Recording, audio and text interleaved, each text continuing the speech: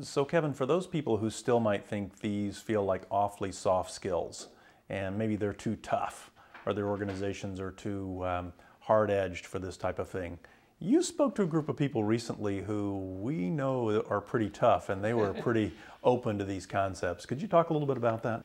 Yeah, what you're talking about was really two of the most important and memorable days of my life. I was invited to go out and speak to the U.S. Navy SEALs and the U.S. Marines on the topic of leadership and engagement. Now, I'm not usually nervous going out and giving this talk. You know, You've done it a couple of times. Yeah, thousands of people in the audience, no problem. One-on-one with Fortune 500 CEOs, no problem.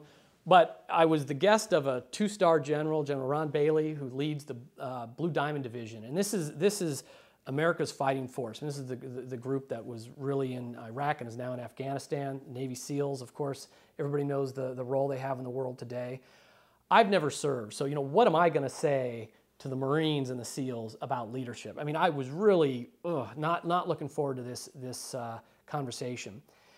But an interesting thing happened. I went out a day early, and they really gave me the VIP treatment. And Colonel Dowling, who runs their boot camp, threw me in his Jeep, and we drove around and showed me the shooting range and the marching, all this stuff. And just watching Colonel Dowling, I could see him doing elements of growth, recognition, and trust throughout the day. Now, of course, he didn't know that I was watching him. He didn't know what my philosophy was. But it was the way he would, we went into the mess hall, and we had what we called Warriors breakfast. Me standing looking like this with all these young recruits. It was the first day they were able to be called Marines. They just come off of a grueling march, 2 days of no sleep.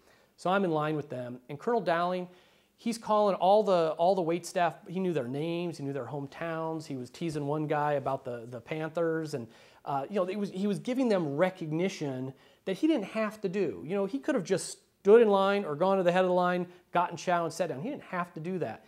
He chose to do that. He was talking to one young recruit about there's special programs that they can take advantage of if they're not citizens to sort of fast track. That's a growth element.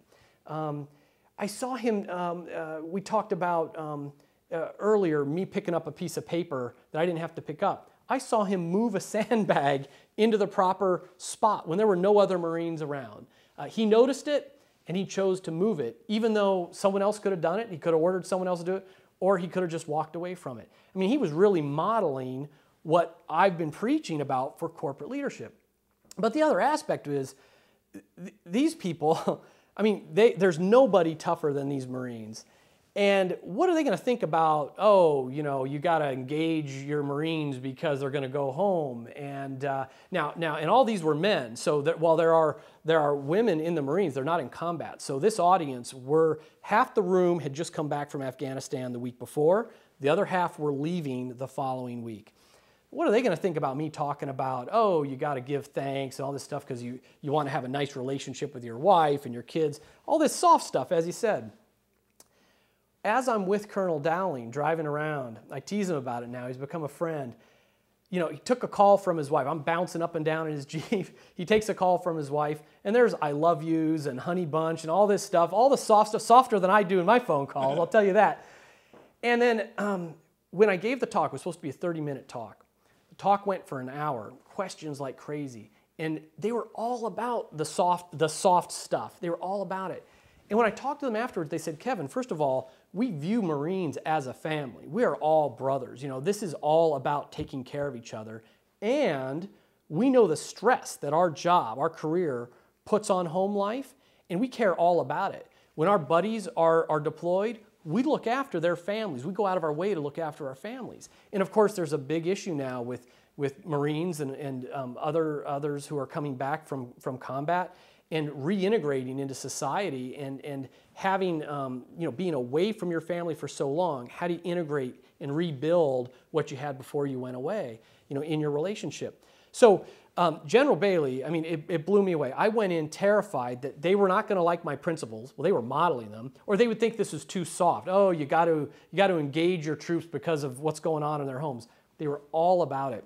The highlight of it, now, of course, you go out and you give talks, and people say, hey, good job, we love that. And maybe they did, maybe they didn't. But the ultimate compliment is when they want you back.